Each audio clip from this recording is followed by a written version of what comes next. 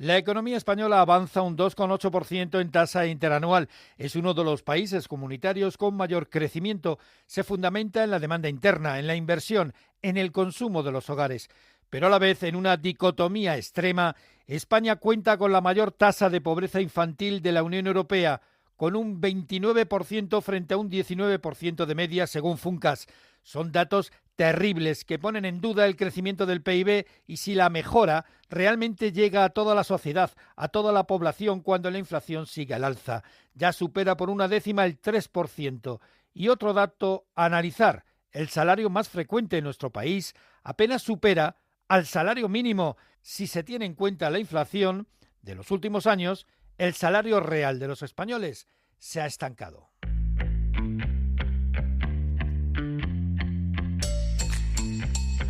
La mirada económica. Con Ignacio Rodríguez Burgos. Una mirada inquisitiva, reflexiva y divulgativa a la realidad económica del momento. Los hogares acuden en apoyo de la economía. El aumento del consumo de los hogares, de las familias, es lo que impulsa el crecimiento del PIB en el tercer trimestre, según el avance de contabilidad nacional del Instituto Nacional de Estadística. El consumo de las familias y la inversión. Estos son los motores de la marcha económica que permite de julio a septiembre elevar el PIB en 6 décimas porcentuales y en tasa interanual un 2,8%. Esto muestra a la vez también una ralentización. Se avanza, pero se avanza 2 décimas menos que en el trimestre anterior. Y es que uno de los motores del cohete de Pedro Sánchez, el sector exterior, pues pierde fuelle.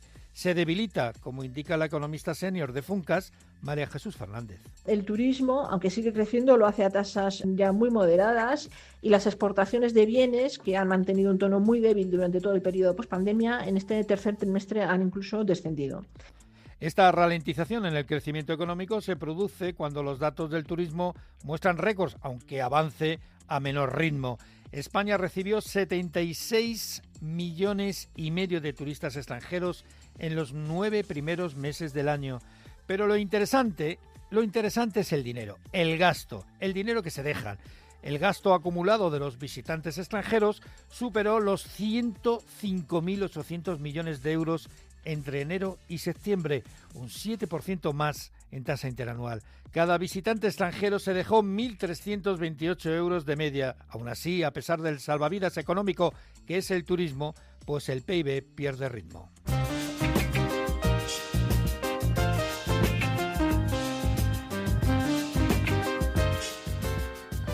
En la radiografía de las grandes cifras de la economía no solo basta el telescopio del PIB, hay que utilizar los microscopios para delimitar mejor otras cuestiones, como por ejemplo el poder adquisitivo de las personas, la cesta de la compra, la calidad de vida, la desigualdad o las tasas de pobreza. En la cesta de la compra llueven bastos con una inflación del 3,1%. Empeora la inflación por culpa del transporte y del aumento del coste de la electricidad. Bueno, y ahí tenemos los huevos, subiendo sin parar. Regresan las tensiones inflacionistas, ¿no? La tasa subyacente parecía que convergía a principios del año hacia el objetivo del 2% y ahora parece otra vez que vuelve a descontrolarse, ¿no? De modo que da la sensación que las tensiones inflacionistas, que parecía que más o menos comenzaban a estar controladas, vuelven otra vez a realimentarse. En este sentido, pues nos parece que el dato de octubre es preocupante. Hay que explicar lo del recibo de la luz, y es que en el sistema eléctrico cada vez tiene un mayor peso el gas en la generación de kilovatios. ¿Y esto por qué? Pues para evitar un nuevo apagón. Y claro, como el gas es más caro que las inestables renovables, pues el recibo de la luz pues lo empieza a reflejar. Es decir, también es más caro. En cualquier caso, el coste de la vida en España está en el nivel más alto desde hace 16 meses. Y este 3,1% de inflación es mucho más elevada que la media europea, que está en el 2,2%. Y a todo esto, la tasa de pobreza infantil en España está en el 29%, 10 puntos más que en Europa. España es el país comunitario con más pobreza infantil y también tiene al 13% de la población en riesgo de exclusión social. Una visión más profunda. Antonio Pedraza, presidente de la Comisión Financiera del Consejo General de Economistas, muchas gracias por estar con nosotros en la mirada económica de Onda Cero.es. Un placer. Vemos que la economía española se va ralentizando, crece, pero modera ese crecimiento al 0,6% en el tercer trimestre, que es precisamente el mes del verano, del turismo. ¿Esto cómo se puede interpretar? Sí, pero el año pasado pasó algo parecido, ¿eh? Es muy fuerte, aparte de que se dan unas circunstancias. En los primeros meses del año, los 2 primeros trimestres, está influyendo mucho el efecto arrastre del tirón del cierre del año pasado. Se ha corregido el cierre del año pasado y por el Instituto Nacional de Estadística y también el primer semestre. O sea, el efecto arrastre está incidiendo mucho en los 2 primeros semestres del año. A nosotros no nos ha sorprendido ese 0,6%, esperamos un 0,6 o un 0,7, pero no un 0,8 del segundo trimestre, que normalmente viene siendo fuerte. Entonces, entra dentro de las constantes de que nosotros aventuramos para que al final de año tengamos un crecimiento del 3%. Es un crecimiento muy robusto. Es interesante ver que se fundamenta sobre el crecimiento de la inversión y sobre el crecimiento del consumo, de la demanda interna, del consumo de los hogares, sobre todo. Sí. Pero hay que tener en cuenta una cosa muy curiosa. Independientemente de que el consumo de los hogares está muy afectado por la presión fiscal, que ya es del 40%, y por eso esa es la razón que nosotros damos a que el crecimiento no llegue de alguna forma patente al pedestrian, al hombre de la calle, es que tenemos una presión fiscal muy alta, no se ha deflactado el IPC, que es el impuesto de la renta, que eso es una barbaridad, y entonces la demanda está respondiendo, digamos, milagrosamente, porque está muy cohibida por el tema fiscal, pero por otra parte, esa demanda interna se está sustentando, es que hay un aumento de la renta disponible de los hogares, ha aumentado un 24% en lo que va de año. O sea, quiere decir que la renta de los hogares, a pesar de la fiscalidad de todo, está robusta. En eso, y hay una tasa de ahorro de un 12,4%, quiero recordar, ha bajado 4 décimas en el semestre, que eso da, de alguna forma, fortaleza y consistencia. De hecho, fortaleza y consistencia a lo que piensa el gobierno y en lo que se basa el gobierno para que el crecimiento sea robusto. Lo estamos basando, y lo está basando el gobierno, en la demanda interna. En la demanda interna, la inversión está creciendo un poquito y la demanda interna se está comportando bastante bien. Vuelvo a repetir que extraordinariamente bien. Y eso a pesar de la presión fiscal y todo, porque esa renta disponible, un 24% de aumento y que haya un ahorro embalsado del 12,4%, eso quiere decir que esa demanda está fuerte. Y sobre todo que tenemos un tercer trimestre donde depende todo mayormente de esa demanda, que el mes de alguna forma la potencia, diciembre. Pero vemos que hay como una especie de 2 Españas, ¿no? La que va como un cohete, sí, que dice el presidente del gobierno, sí. Y en cambio la pobreza crónica no es que haya bajado, es que ha repuntado en España y atrapa a 6.700.000 personas, algo así como el 13,6% de la población sufre situación de carencia persistente. Eso de alguna forma había que atribuirlo a cómo se está distribuyendo el gasto. Porque la recaudación fiscal está siendo muy fuerte.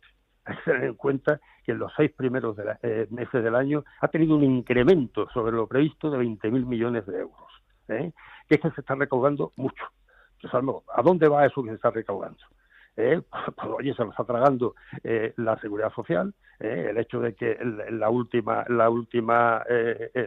pago al de la seguridad social sea de 14.000 millones es una barbaridad. Creo que es el último pago, la última cuenta del último mes. Entonces, digamos que el problema es a dónde va el gasto. Porque recaudación está habiendo suficiente. O sea, eso quiere decir que de alguna forma hay una dicotomía entre la economía real, como estamos diciendo, y la economía que llega a la gente, y es precisamente por esa carga fiscal que se está soportando. Es decir, que se está recaudando como nunca, como nunca, pero no está llegando a la gente más pobre. No sabemos cómo se está distribuyendo. Ese es el tema. ¿Cómo se está distribuyendo esa recaudación? ¿Vale? Porque las constantes que tiene el Estado, el déficit está contenido, está en un 3%. La deuda está disparada, eso sí, está en un 101,2% y en 1,6 1,70 billones de euros. Entonces, eso es una barbaridad. La deuda se está conteniendo el 101,2% sencillamente por el crecimiento. Lo que tenemos que basarnos en las cifras absolutas, que son 1.670.000 euros, lo que tenemos ahora de deuda pública, es algo que van a pagar las próximas generaciones. Eso está súper cantado. Entonces, respecto a lo que me está comentando, esa dicotomía se debe sobre todo a la carga social, a la carga fiscal, porque no solamente una carga directa, que es la que estamos hablando de los impuestos directos, sino los impuestos indirectos, el IVA, las cotizaciones sociales, que son una bestialidad, las que paga el empresario, las que paga el trabajador. Entonces, todo eso está afectando. Y el hecho también de que tenemos una inflación que, aunque nos parezca mentira, es alta. Una inflación del 3%, como se ha cerrado este último mes, es una inflación alta con respecto a ese 2,2% que está cerrando Europa. Entonces, entre esta inflación alta quiere decir que nos estamos comiendo los salarios, que son de un 3,5 aproximadamente de media, de crecimiento. Entonces quiere decir que nos estamos comiendo con la inflación el crecimiento. Es que no observamos que la economía tiene cierto recalentamiento a pesar de todo, porque ese IPC superior al europeo nos hace que seamos menos competitivos si le añadimos la productividad española, que es mucho más baja. Y dentro de esa dicotomía y esas contradicciones en las que está viviendo este país, que crecemos mucho oficialmente, pero tenemos una tasa de paro muy alta y además tenemos problemas con los autónomos, pero resulta que las grandes empresas del IBEX 35 marcan máximos. Por ejemplo, estamos viendo los resultados, pero también máximos en cuanto a lo que es la bolsa. La bolsa ha marcado máximos históricos. 16.000, sí señor. Entonces estamos hablando de un récord histórico. ¿Qué está pasando con eso? Está pasando con eso que los valores europeos están siendo más golosos, porque la tendencia es más goloso y las empresas españolas están dando un resultado muy alto. Y hay que tener en cuenta que las empresas del IBEX, el 30, 40, 50 o 60%, dependiendo de la empresa, son beneficios que están obteniendo fuera. La internacionalización de las empresas españolas es un auténtico éxito. Entonces, estos beneficios que estamos teniendo fuera dan mucha seguridad al inversor de fuera. No hay inversor de la calle. El inversor son fondos internacionales, grandes fondos. El particular está muy ajeno a la bolsa ya. O sea que lo que está pasando en España, que está pasando también en Europa, lo que pasa es que el 33%, que me parece que estamos subiendo a lo largo del año con esas 16.000 que hemos logrado ahora, es una cota muy alta. Y eso yo quiero atribuirlo, primero, al hecho de las empresas españolas, el balance es muy saneado y la mayoría de los beneficios fuera internacionales, y segundo, estamos hablando de empresas del IBEX, que son el principal objetivo y lo que está moviendo lo que marca el 16.000 es el IBEX. Entonces la internacionalización de las empresas es muy importante, está siendo muy importante también la evolución de los bancos y la evolución de las energéticas, donde España en energías renovables es una potencia, y el tema de defensa. Esos cuatro temas están influyendo mucho para que la bolsa española se esté comportando como está. Pero yo quiero dar un atributo mucho más consistente, y es el hecho que los inversores no solamente están esperando plusvalías en la bolsa, sino que están esperando también plusvalías en el euro. Los inversores piensan que el euro va a seguir apreciándose sobre el dólar. Está hablando de un cambio de 1,20 a final de año. Entonces quiere decir que pueden tener plusvalías en ese sentido también. Y eso está pasando en Europa. La expectativa es que el euro siga subiendo y que por ahí tenga plusvalías también. Pues Antonio Pedraza, presidente de la Comisión Financiera del Consejo General de Economistas, muchas gracias. Muy amable por estar con nosotros. No, ha sido un placer estar con vosotros. Siempre a vuestra disposición. La mirada económica. Hoy tenemos con nosotros a un invitado muy especial, Sergio Beguería, que a pesar de su juventud es ya un experto en educación financiera. ¿Qué tal, Sergio? Hola, Ignacio. Muchas gracias por invitarme. Sergio, además de todo lo que nos cuentas en tus vídeos sobre la marca personal, el emprendimiento y el marketing, he visto que también hablas mucho de estrategia financiera, pero hoy quiero preguntarte por algo que no siempre se mete en el Excel, la previsión familiar. Pues fíjate, Ignacio, yo lo veo como un auténtico hack financiero. Igual que diversificas inversiones o piensas en el largo plazo, prever los gastos inevitables de la vida es también salud financiera. ¿Y qué tipo de previsiones se pueden hacer para cuando llegue el momento y no nos pille el toro? Pues mira, Ignacio, ahí encaja la iniciativa de AXA que te quería presentar hoy, Legado Activo. Veo que se trata de un seguro de vida que, además de ayudar a cubrir futuros gastos inevitables, permite que el dinero trabaje para ti. Eso es, no es un gasto muerto, es una estrategia a largo plazo. Desde el primer día cuentas con la tranquilidad de tener los gastos de sepelio a través del capital de fallecimiento contratado y a la vez inviertes. Eliges entre una cartera más conservadora o una más dinámica. Así proteges a tu familia y a la vez haces crecer tu patrimonio. Y además con liquidez total, ¿verdad? Sí, si en cualquier momento necesitas ese dinero, puedes retirarlo. Eso da mucha flexibilidad, que es lo que la gente demanda. Eso es lo que me gusta del legado activo de AXA. Es previsión sin dramas. Tienes todo listo, sin agobios. Se trata de una herramienta moderna y útil al alcance de cualquiera, completamente alineada con la idea de bienestar financiero. Bien. Pues queda claro que prever también es inteligencia financiera. Seguro que nuestros oyentes quieren saber todos los detalles del legado activo. Para saberlo todo y pensar en un futuro tranquilo, solo hay que entrar en axa.es/legado-activo, donde está toda la información que necesites. La metamorfosis económica. Es el momento de acercarnos a la transformación económica y productiva con la colaboración de Patricia Gijón. Patricia, saludos. Saludos, Ignacio. Bill Gates, fundador de Microsoft, dijo hace un año que la inteligencia artificial reduciría la semana laboral a 3 días. Ahora, Gates sube su apuesta. Aún estamos lejos, pero en tan solo un año Bill Gates ha pasado de imaginar un futuro con 3 días de trabajo a la semana a reducirlo a solo 2. Y lo argumenta en el ritmo actual de innovación en el que las máquinas asumirán cada vez más tareas humanas. Ignacio, el empresario prevé que quedarán muy pocos trabajos. Ese es el miedo. Serán los empleos exclusivamente humanos los que sobrevivan, los ligados a la creatividad, las relaciones personales o el entretenimiento.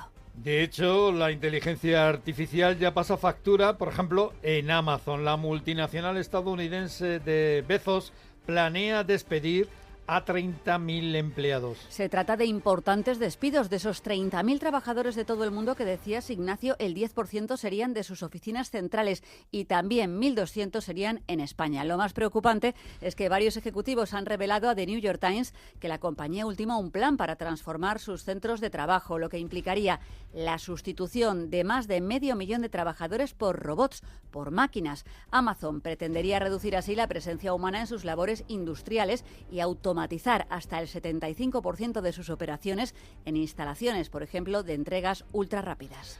OpenAI se prepara para una histórica salida a bolsa. La compañía da un giro de volante y hace sus cuentas para cotizar en bolsa con una valoración de hasta $1 billón, superando los récords de Aramco, Alibaba y SoftBank. El gigante de inteligencia artificial, liderado por Sam Altman, se plantea presentar la solicitud ante las autoridades a mediados del año que viene, de 2026.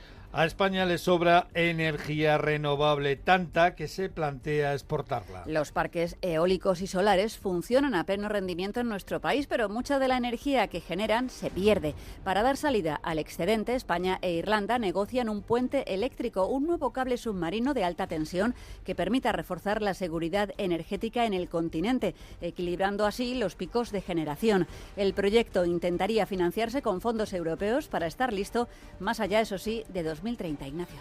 Pues muchas gracias, Patricia. A ti. Más información, más noticias de la metamorfosis económica en ondacero.es.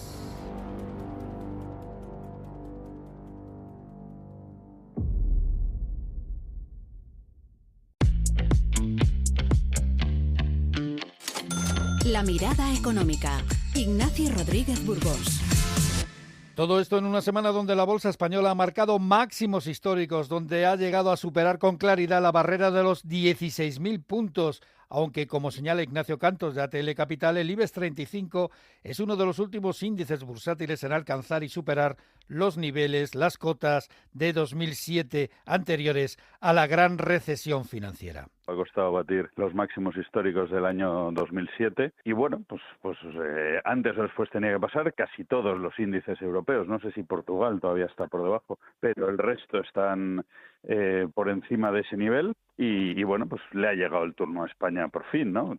También hay novedades en la energía nuclear. Las eléctricas dueñas de la central de Almaraz han presentado al Gobierno la petición formal para ampliar la vida útil de estas instalaciones energéticas, al menos durante 3 años más, hasta el 2030. Ahora, como apunta Ignacio Sánchez Galán, presidente de Iberdrola, la decisión es únicamente del Gobierno. Diferentes partidos políticos y la sociedad civil están pidiendo que se mantenga en funcionamiento. Así que por dos motivos, por la responsabilidad social y por la necesidad de mantener la luz encendida en el país y dar un servicio seguro y barato, es por lo que nosotros tres, los propietarios de la central, hemos pedido al Gobierno la continuidad de la central de Almaraz. El caso es que las centrales nucleares están de vuelta y lo dice el director general de la Agencia Internacional de la Energía, Fatih Birol. Estados Unidos, por ejemplo, ha firmado un acuerdo de 80.000 millones de dólares con Westinghouse, entre otros, para construir nuevos reactores nucleares y alimentar así el incremento incesante del consumo eléctrico por parte de la inteligencia artificial y de los centros de datos, que son verdaderos devoradores de energía. La mirada económica. Es todo. Muchas gracias por su atención. Muchas gracias por estar con nosotros una semana más en La Mirada Económica de OndaCero.es. Un abrazo.